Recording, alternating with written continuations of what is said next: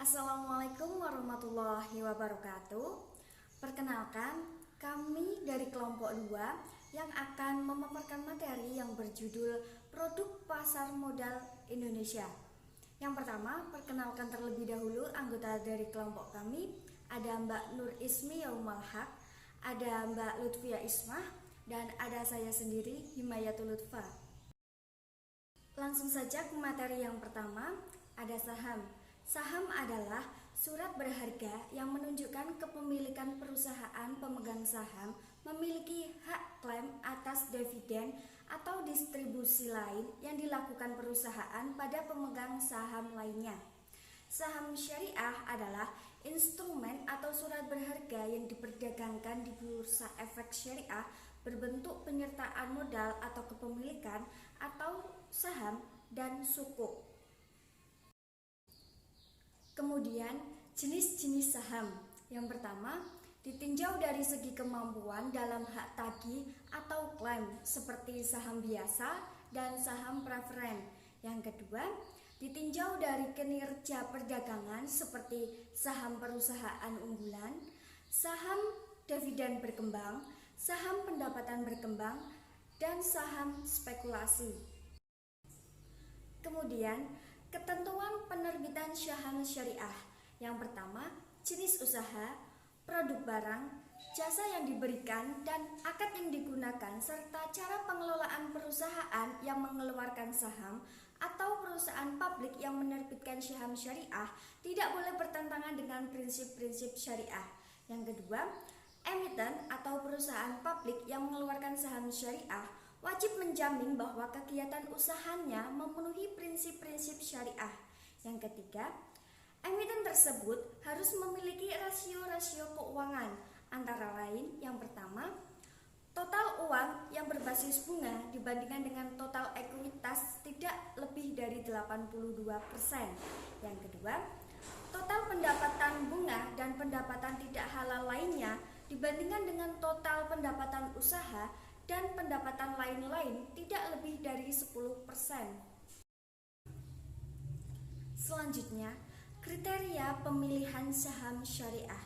Yang pertama, emiten dan perusahaan publik yang secara jelas menyatakan dalam anggaran dasarnya bahwa kegiatan usaha emiten dan perusahaan publik tidak bertentangan dengan prinsip-prinsip syariah. Yang kedua, emiten dan perusahaan publik yang tidak menyatakan dalam anggaran dasarnya bahwa kegiatan usaha emiten dan perusahaan publik tidak bertentangan dengan prinsip-prinsip syariah. Selanjutnya, pembagian keuntungan dalam saham syariah. Yang pertama, dividen, yaitu pembagian keuntungan berdasarkan jumlah kepemilikan saham terhadap perusahaan atau emiten yang telah berhasil dalam menjalankan usahanya. Yang kedua, capital gain, yaitu hasil selisih antara harga beli dan harga jual harga saham pada saat transaksi. Capital gain terbentuk karena aktivitas perdagangan di pasar sekunder yang keberadaannya dipengaruhi oleh tingkat permintaan dan penawaran. Ya, selanjutnya kami akan membahas tentang obligasi. Obligasi adalah surat berharga atau sertifikat yang berisi kontrak antara pemberi pinjaman dengan penerima pinjaman. Obligasi juga bisa diartikan sebagai instrumen surat utang yang cukup banyak diperjualbelikan di pasar modal. Ya, selanjutnya kita akan membahas jenis-jenis obligasi.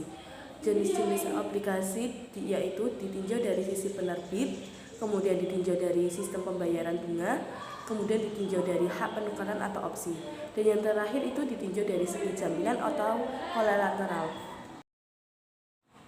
Ya, kemudian resiko yang dihadapi pemegang obligasi konversi disebabkan dari kesalahan di dalam pengambilan keputusan konversi. Di antaranya yaitu seandainya pada saat yang ditentukan pemodal menekan haknya menukar obligasi konversi menjadi saham, dan ternyata kondisi menunjukkan suku bunga bank cenderung naik. Kemudian bila emiten tidak berhasil meraih keuntungan sehingga tidak membagikan dividen. Dengan demikian, pemodal menghadapi resiko yang tidak mendapatkan kesempatan untuk memperoleh suku bunga. Seandainya ia tidak menggunakan haknya, maka ia akan memperoleh kesempatan.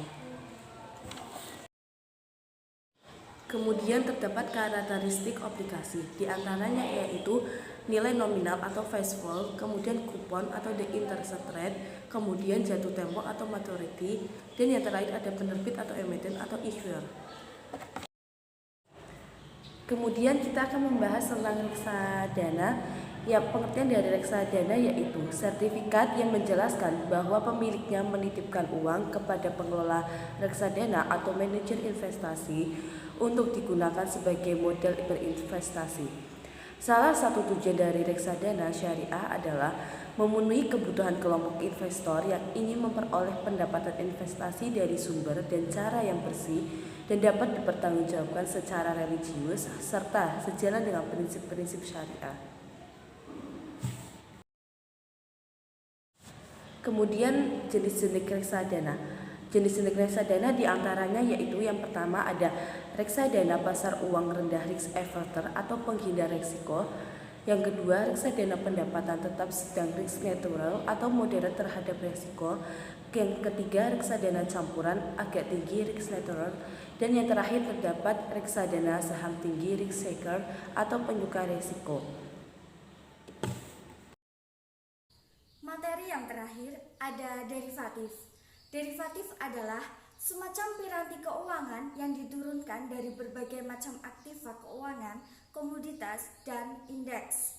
Beberapa instrumen derivatif yang dikelompokkan berdasarkan kontraknya dan dapat digunakan sebagai alat lindung nilai atau hedging, yaitu berupa kontrak berjangka, kontrak forward, kontrak opsi, dan kontrak swap.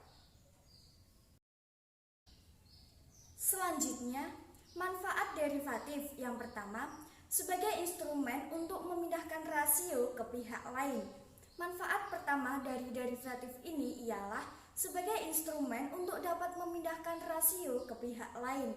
Yang kedua, sebagai sebuah aksi untuk mengambil keuntungan.